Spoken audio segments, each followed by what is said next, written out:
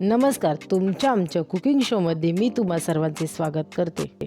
आज आपण ज्वारीपासून पौष्टिक असे थालीपीठ पाहणार आहोत। तर चला मग रेसिपी बनवण्यास सुरुवात करूया।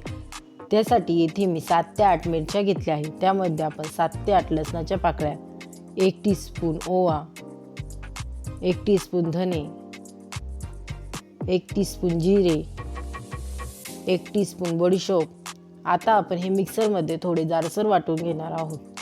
आता आपली ही पेस्ट बनवून तयार आहे। येथे थालीपीठ बनवण्यासाठी एका भांड्यामध्ये मी 2 वाटी ज्वारीचे पीठ, 1 वाटी बारीक चिरून घेतलेला कांदा, मिक्सरमध्ये वाटून घेतलेली हिरव्या मिरचीची पेस्ट,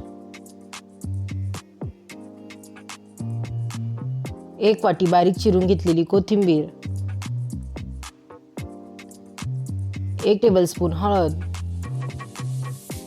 1 टेबलस्पून काश्मीरी लाल मिरची पावडर, चवीपुरते मीठ। आता आपण हे सर्व चांगल्या प्रकारे मिक्स करून घेऊ।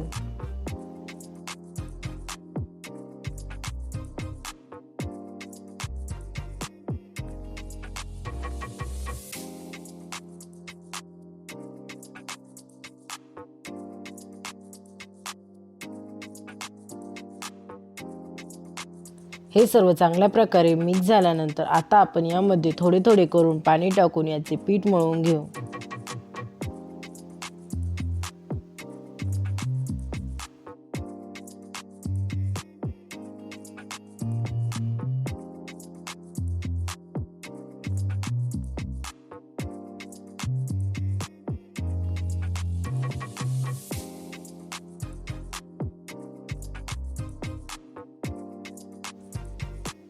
थालीपीठचे पीठ भिजवताना खूप जास्त घट्ट किंवा खूप जास्त पातळ असे भिजू नये। तुम्ही पाहू शकता आता आपले थालीपीठसाठी लागणारे पीठ भिजवून तयार आहे। आता आपण याचे थालीपीठ बनवण्यास घेऊ। त्यासाठी येथे मी एका रुमालाला ओले करून घेतले आहे।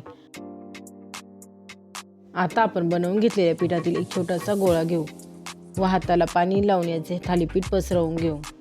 थालीपीठ थापडताना हाताला पाणी लावल्यामुळे थालीपीठाचे पीठ आपल्या हाताला चिटकत नाही व थालीपीठ चांगल्या प्रकारे थापडता येते।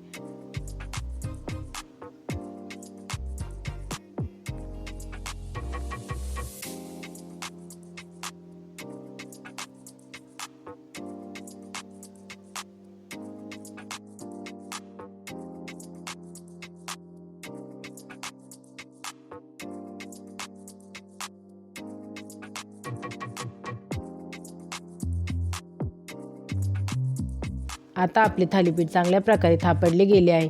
आता आपण बोटाच्या मदतीने थालीपीठाच्या मध्यभागी एक छोटासा होल करून घेऊ। आता आपण थालीपीठ वरती पांढरे तीळ टाकून घेऊ।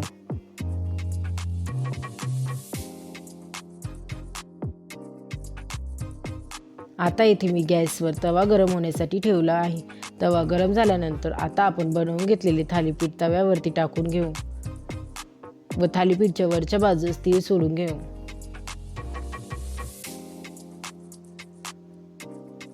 आता आपण थालीपीठच्या चारही बाजूने तेल सोडून घेऊ। आता आपण या थालीपीठवर झाकण ठेवून 5 मिनिटांकरता हे थालीपीठ चांगल्या प्रकारे भाजून घेऊ। 5 मिनिटांनंतर आता आपण थालीपीठवरील झाकण काढून घेऊ व एका बाजूने थालीपीठ पलटी करून घेऊ।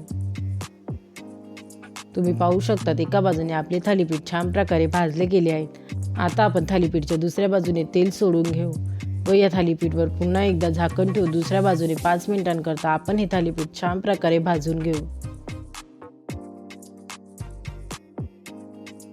5 मिनिटांनंतर आता आपण थालीपीठवरचे झाकण काढून घेऊ। आता आपण थालीपीठ पलटी करून घेऊ। तुम्ही पाहू शकता दोन्ही बाजूने आपले थालीपीठ छान प्रकारे भाजले गेले आहे। खमंग व खुसखुशीत असे ज्वारीचे पौष्टिक थालीपीठ बनवून तयार आहे। रेसिपी कशी वाटली मला कमेंट करून नक्की सांगा। रेसिपी आवडली असेल तर रेसिपीला लाईक शेअर करा व चॅनलला सबस्क्राईब करा। पुन्हा भेटूया आपण अशाच एका नवीन रेसिपीसोबत। तोपर्यंत सर्वांनी काळजी घ्या। बाय।